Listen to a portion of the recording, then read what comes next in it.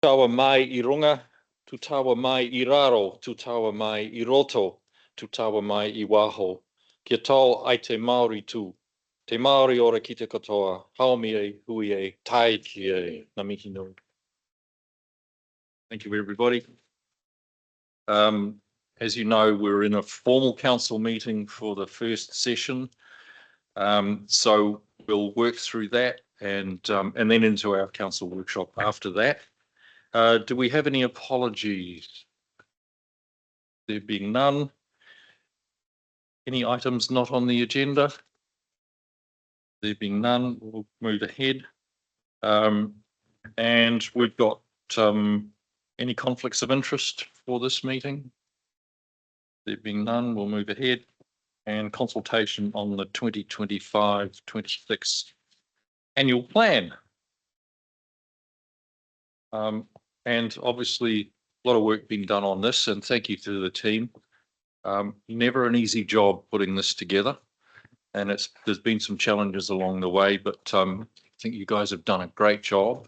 And the word from councillors is that they really appreciate you listening to the feedback from councillors and from our communities, and worked very hard to try and incorporate the changes requested into what we're looking at today as a proposed consultation document. So thank you for that.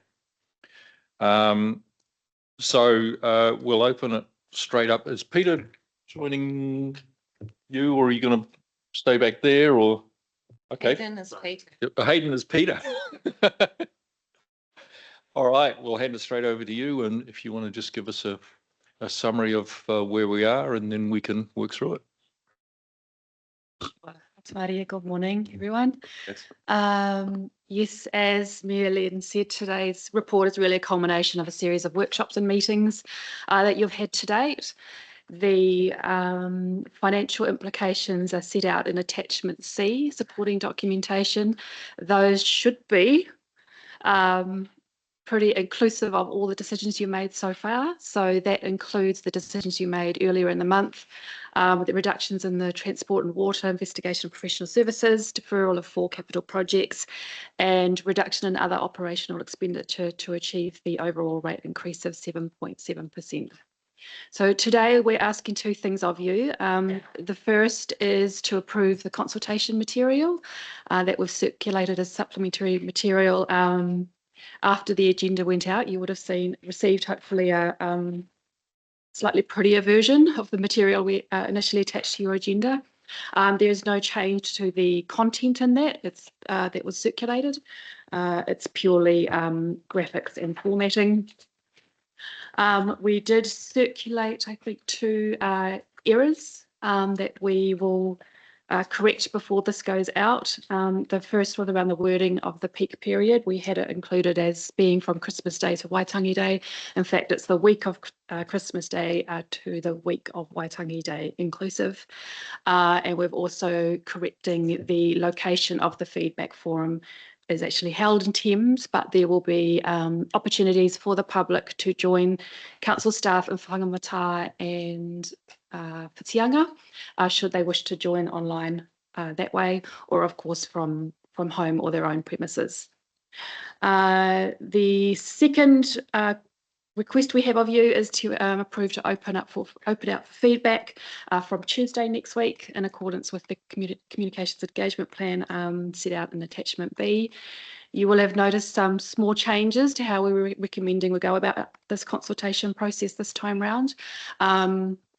Partially to make it easier for people to engage in a manner that suits them, acknowledging that this proposal will affect a lot of people who are busy and time poor.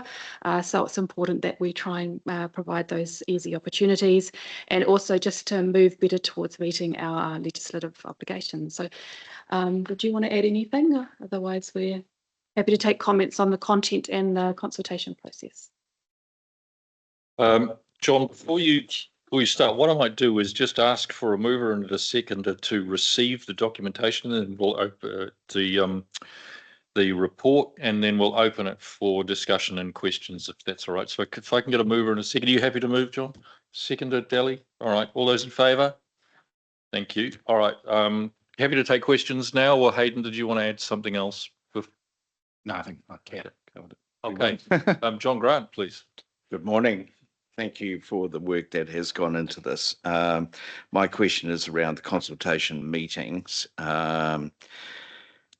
Is the reason that you've decided to put these together and run it out of Thames with the links to the other places because you don't believe we'll have many people along, or that Thames is the centre of all the people who normally come along to these sessions, or is it because you think it's the most effective way of doing it? I just have some concern that it will make it more difficult for people in those remote areas to actually feel part of the consultation process if we're doing it remotely in that way. So just interested in your comments.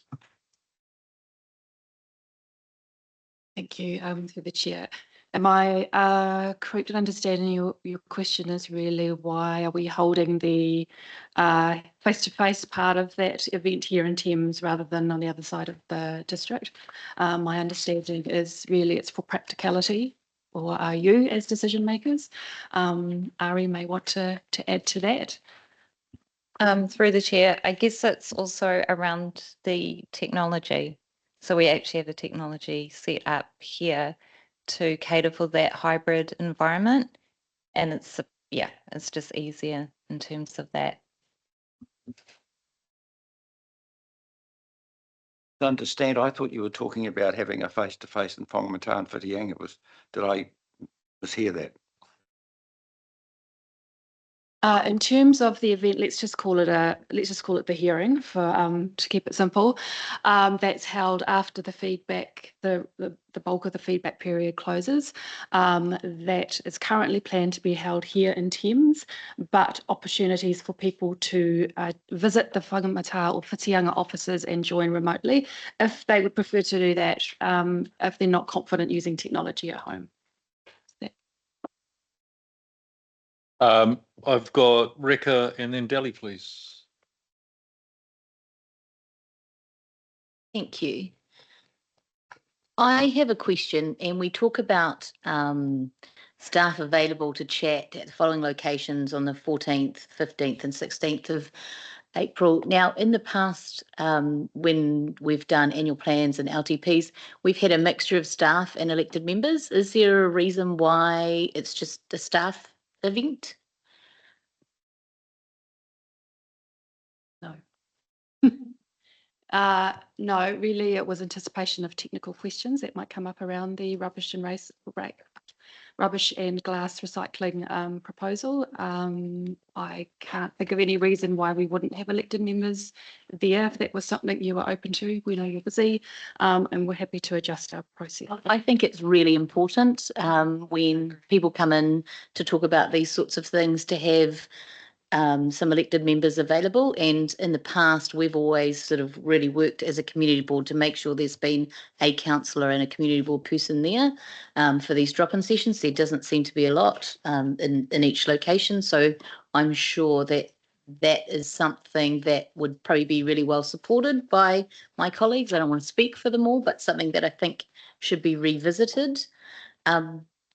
The other thing that I wanted to ask about is, could someone just talk to me on the financial position, the prospective statement of financial position? Page number. That's the other thing. This document doesn't have page numbers, but it's page 4 in the edited version, but the actual document doesn't have page numbers on it. The financial one. The financial information.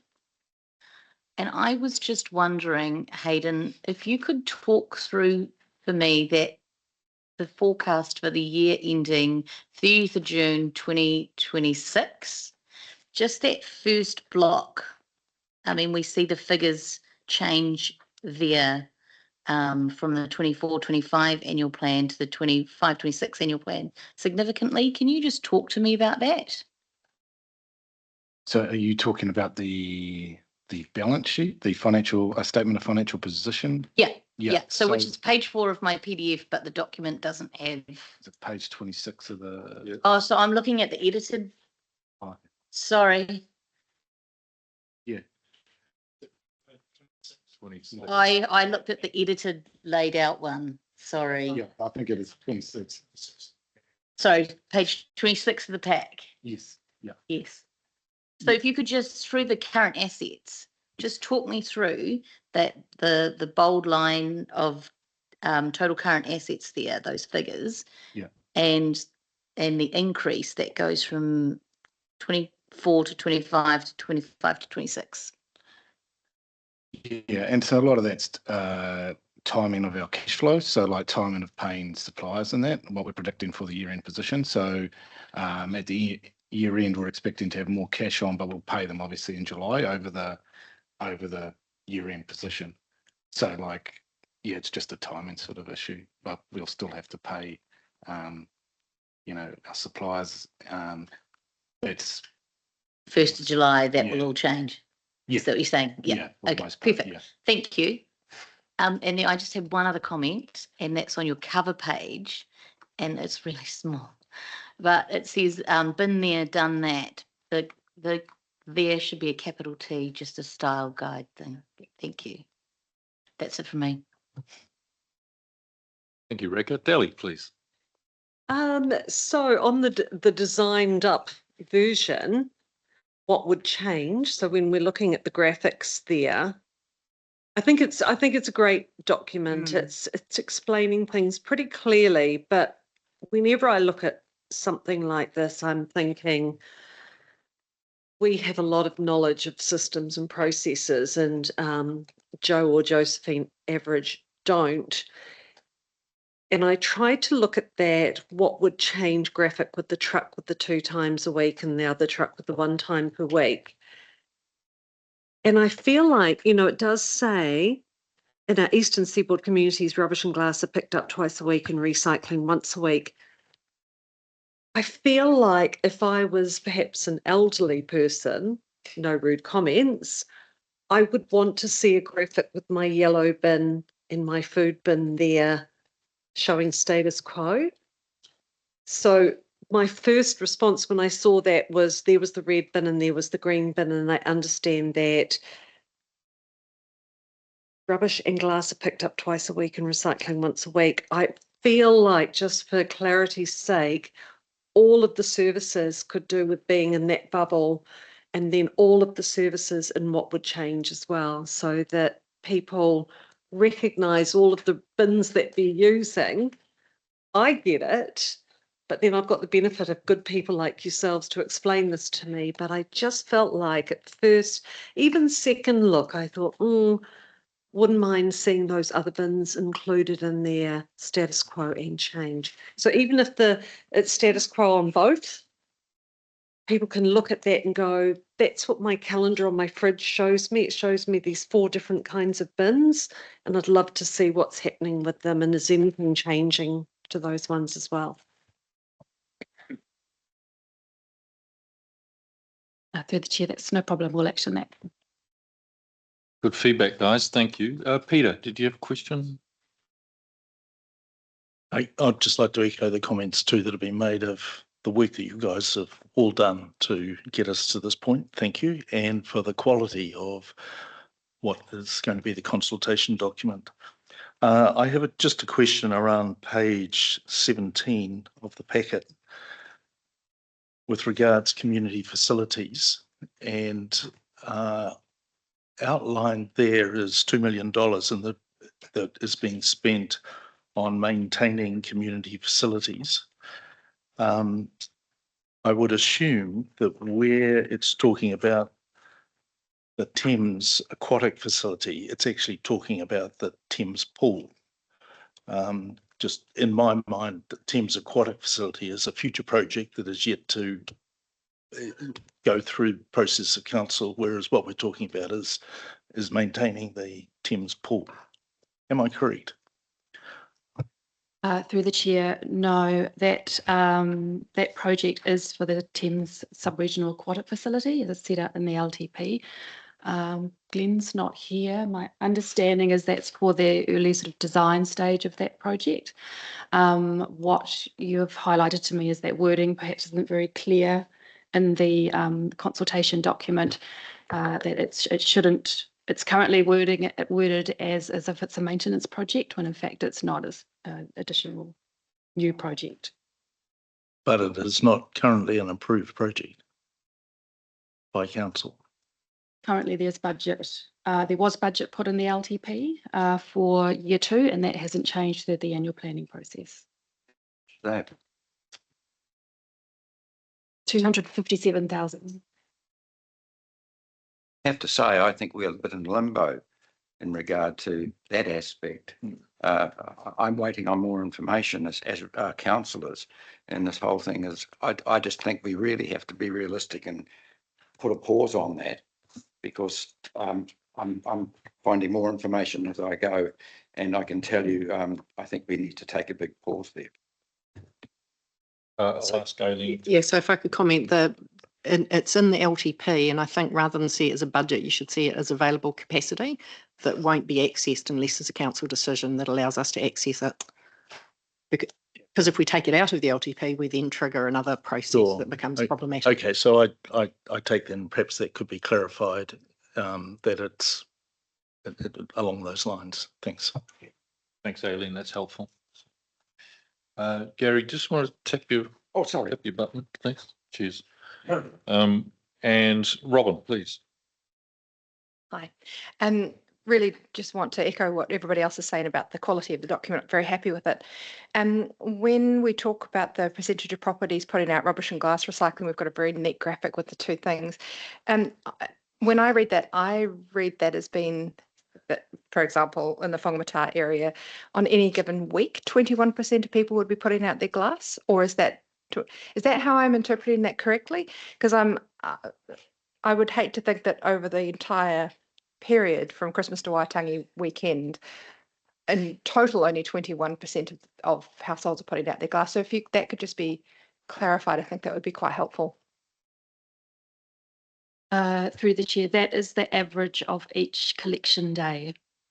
So if we look at each collection day as individually and take the average of that, that's what the result is. And so the two collection points per week. Is that the whole year? That's just over the peak period, curbside pickup arrangements.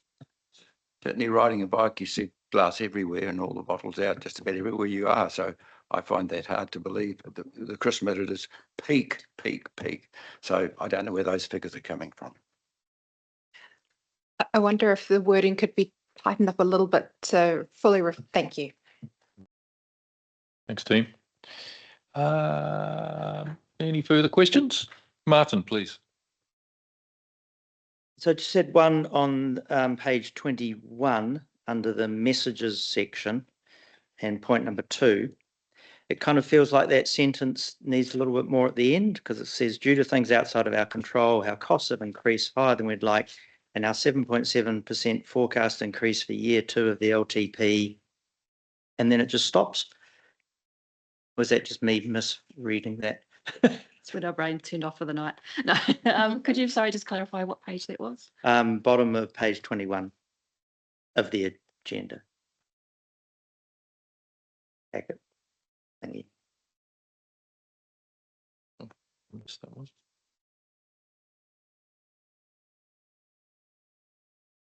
Sorry, I'm not seeing where you're referring to. Page 21 of the packet. Oh, sorry. It's the second page of attachment B. That's any help.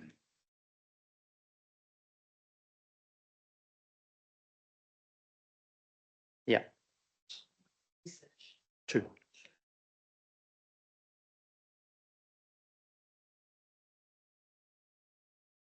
I can see how that doesn't read particularly well. Yeah. Thanks, Martin. You okay with that, Kath? Cheers. Gary? Yeah, I was looking at page 17 at the bottom, stormwater, the Taitra Valley Stormwater Services. What I'm uncomfortable about is has the council got approval from Waikato Regional Council for this? That's my first question. Do you actually have approval from Waikato Regional Council to do this? Need to pass that to Mo. Sorry. The consenting process is still in progress. Certainly from my inquiries, I don't think I'd be I'd have my fingers crossed. I don't think it's going to happen. There is a real concern from Waikato Regional Council discharging onto a floodplain. So if we're spending money on something that's not going to happen, and when we're trying to be frugal, it's a pretty sort of bold thing to be doing with ratepayers' money. So I think we need to know where we are really going on that. I think maybe Aileen can comment on this. This comes back to that capacity issue, allowing for capacity in the LTP. Yeah, the latest feedback I'd had from Lorenzo was he'd found a sort of a truncated version of a process to get the RMA consent, but happy to look into it a bit further and come back to you on it. The challenge we have in front of us is the same as the pool. We've got capacity in the plan. We would have to remove it would trigger off a whole bunch of other processes. So same issue, but certainly can come back to you on that consent. Thank you, Aileen. Thanks, Mo. Okay. Yep, sure. Go ahead. So just before you go to take the vote on this, I just wanted to front foot a question I sort of semi-expected to come up but hasn't, and that's around the fact that we have 3 consultation processes running in parallel with this. So by the 8th of April, when you come to adopt or potentially adopt the other 2 processes, we'll have an integrated comms plan for you that sits across the top of these 3 processes. So yeah, I just thought I'd front foot that we have got a really tricky 6 weeks ahead of us, just in terms of the amount of discussion we have to have with the community, and the community is going to have some challenges trying to make sure that they understand which processes they're making comment on and feeding into the right place. So we're not in a position to give you that today, but we will be by the 8th of April. Thank you. Delly and Robin, sorry. Robin, go ahead. Sorry. Thank you. I don't mind. Just mindful of that, Aileen, that's really important information. And I just wonder if we can have a statement or a filtration down to community board for that, because they'll of course be front footing a lot of community comment, including, I'm thinking particularly of my community board, because we are out at the Thames market every fortnight. And once this hits, people are going to be asking the Thames community board in their role at the market. And so it'd be really useful to have them absolutely up to speed about what's going on and which processes are happening when. Thank you. Yeah, absolutely. And that's partly why we've taken the 3 waters discussion through the community boards. But you're absolutely right. Both the annual plan and the rating review will be of interest. But you haven't adopted the rating review yet. So once that's adopted for consultation, definitely make sure we talk to the community boards. And Brian and Michael are working on that overarching comms plan and have heard the discussion today. Thank you. Delly, please. Just back to the designed up consultation model. I've just found notes that I made like 3 days ago. There's a pale blue bubble on page 3 on the section, which is a deep blue, which says, what else can we do?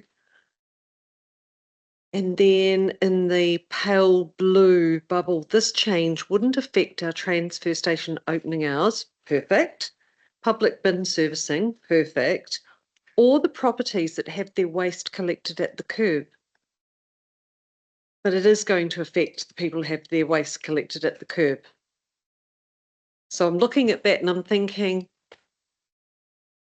it doesn't make sense with what we're saying in the rest of the document. Yeah. Through the chair, my apologies. I'm not sure what's happened there. We'll definitely look into it, whether something else was intended to be said. But either way, we'll remove that wording there. Catch Eagle Eye Delly.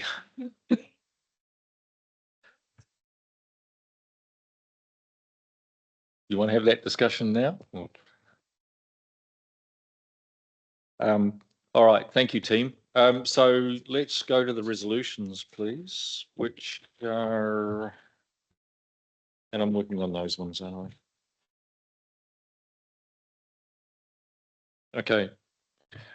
Have the rest of the team got that wording, or is that? Yep, that's part of That's the part of agenda. it? Okay.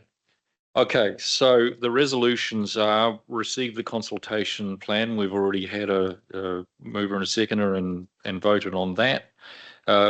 We're going to take 2, 3, 4, and 5 as a block, please. Could I get a mover and a seconder, please? Martin, seconded Delhi. I'll put that to the vote. All those in favour? Those against? That's carried. Thank you, team. Good work. Thank you, Kath. Thank you, Hayden.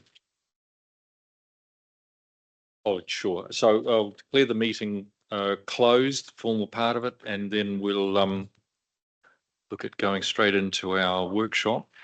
Does anyone need a short break before we start the workshop side of it? No? All right.